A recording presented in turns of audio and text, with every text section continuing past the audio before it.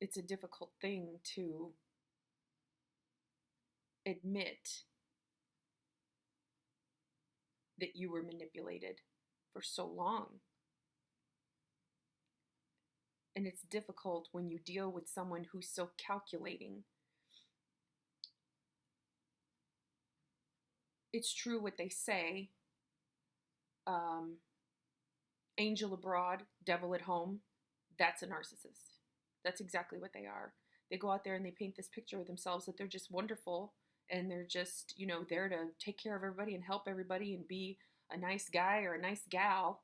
And when they're at home, they're a completely different person, because coming home and belittling everybody inflates their egos. It Putting other people down builds them up. That's how they operate.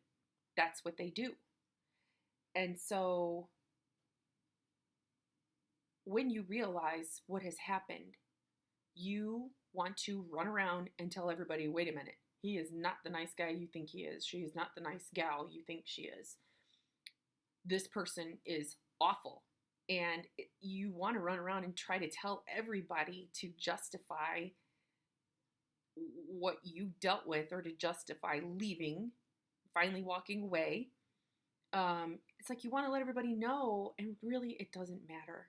It just doesn't matter. And they would love that. They would love for you to run around and look crazy, because that's what they do, gaslighting. They want you to look crazy and say, well, you see what I mean? I'm dealing with a crazy person. I'm the world's nicest guy, and she's a loon. It's hard to harness that. It's hard to control that urge.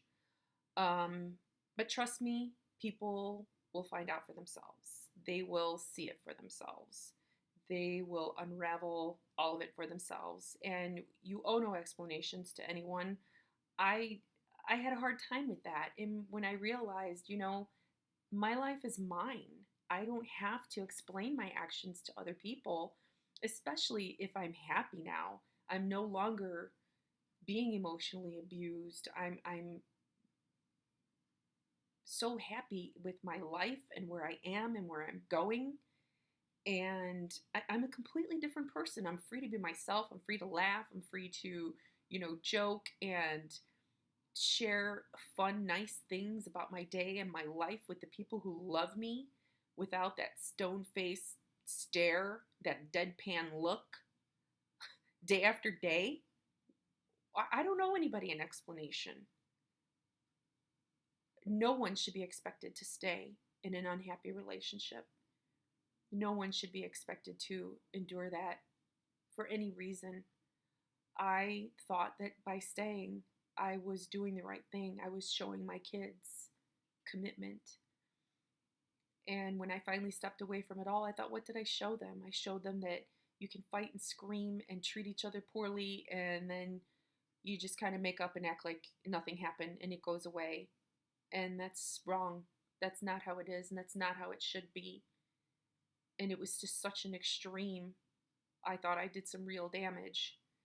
And fortunately, that's not the case. And fortunately, my children see that I am a happier person now, that mom is who she should be. And she's not crying day in and day out. And she's not upset day in and day out. And she's not stressed day in and day out. It's not like that anymore. And so I'm in a different place. I don't feel that I owe explanations to anyone. I control my own happiness. And I definitely took control the day I left. The day I left, I took full control. And so the healing begins. I like to refer to it as rewiring.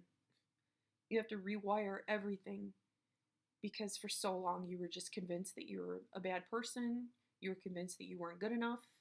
You were convinced that you just didn't do things right. Nothing was or is ever good enough when you're dealing with a narcissist, ever. And it beats you down, and it wears you down, and it tears you down. And fortunately, I'm a pretty strong-willed person, and I managed to carry myself through a lot of really rough times. I did notice some time ago that I got myself through all of the emotionally trying times because emotionally they're just vacant. There is no emotion.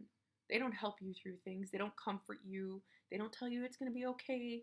You know, they're not there for you. They're not a shoulder. They're not anything. And so that's strengthened me in a way. You know, you've got to look at the flip side of things. You can't think about how weak you are because you put up with it. You have to think about how strong you are because you did deal with it and you did get through it. So just find the strength to walk away, find the strength to leave, find the strength to say no and cut that person out completely. That's it. That's the only way to deal with them.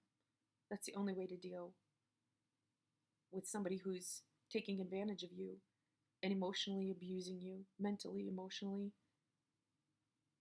Some of it can be blatant, screaming, yelling, belittling you right to your face, and other ways can be more calculating. I think it was a slower, more calculating process in my case. At times it wasn't very quiet and calculating. It was very loud and very bold and in my face.